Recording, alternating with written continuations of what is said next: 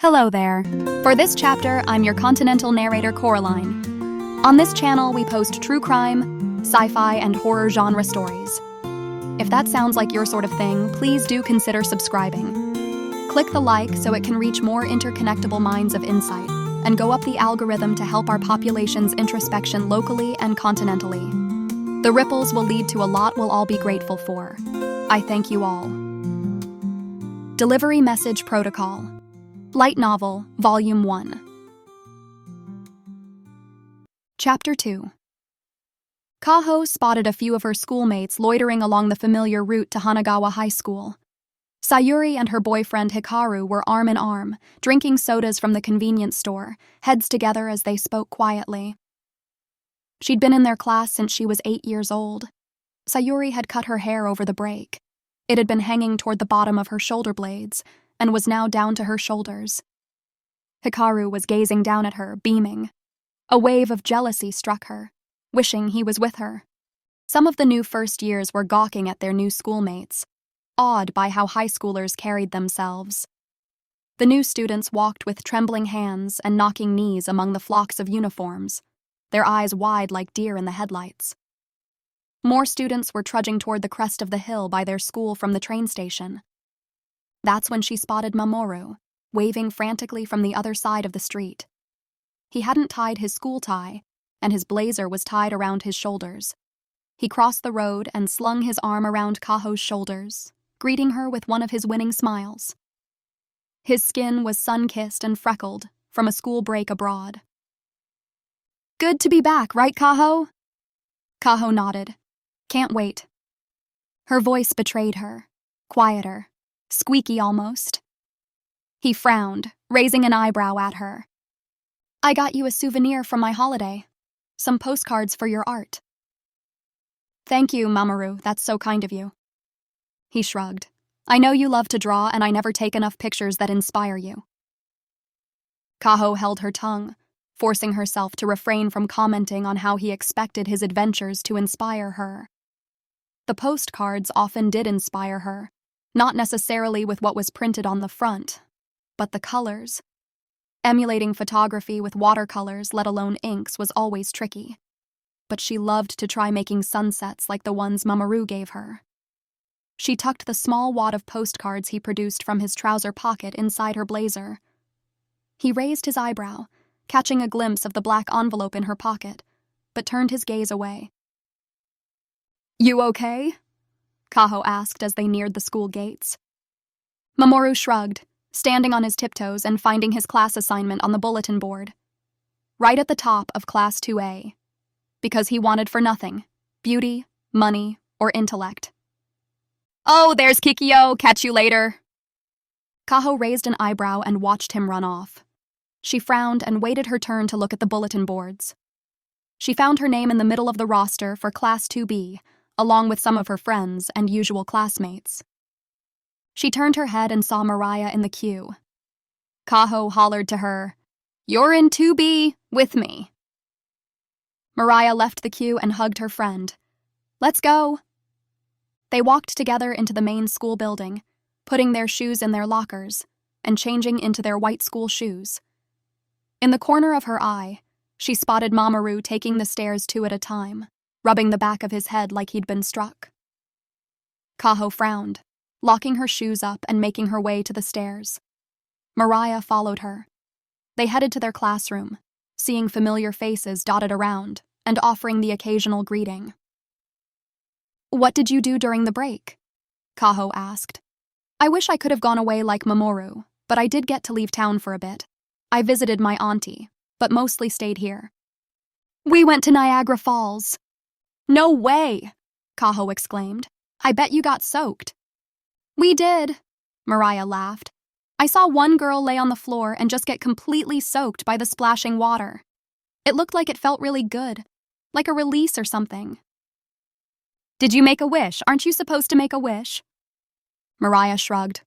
"Can't say, otherwise it wouldn't come true." Kaho elbowed her in the ribs. Mariah laughed. "My mom has wanted to go since forever. When Granddad passed, he left her money to empty the bucket." "What? Like a bucket list?" Kaho said, brows furrowed. Mariah shrugged. Guess so? She and Granddad were really close, so she was choked up the whole time, but wow. Wow. Actually, wow. She opened the door to Class 2B. Some of her classmates were already inside, choosing their usual seats. Kaho liked sitting at the window, and Mariah usually sat to her right. Their chairs were unoccupied. They put their bags on their tables, staking their claim. Mariah leaned against the windowsill, gazing out at the incoming tide of students, corralled through the gates by the student council and staff, inevitably telling them all the class rosters were not only outside the classrooms, but on the other bulletin boards jotted around campus, and to stop blocking the gates. Not that anyone was listening. Please tell me you have 1,000,000 pictures, Kaho said, hands together in a false prayer, drawing Mariah's attention back, away from the crowds outside. Mariah nodded frantically. I'll show you at lunch, promise, she said, holding out her pinky finger. Kaho didn't take it. Her own gaze was snatched from the discreet manicure on Mariah's fingers by one of her classmates. She stared at him, almost daring him to move again, so she could catch a glimpse of what she thought was a black envelope, just like the ones in the box she'd received that morning. He had claimed his spot, right at the front of her column, in the seat directly in front of the teacher's desk. He was straddling his chair, his blazer hanging open, the inside pocket exposed as the back of his chair resting against his chest. He nodded as he listened to Hikaru, who leaned against the windowsill. His girlfriend, Sayuri, was under his arm, burying her face in his chest, ears bright red. Whatever Hikaru said had been embarrassing. What are you staring at Makoto for? Mariah stage whispered, making Kaho jump. I'm not, she lied. Sure, so this doesn't have anything to do with your boyfriend being all the way across the prefecture at the fancy pants school?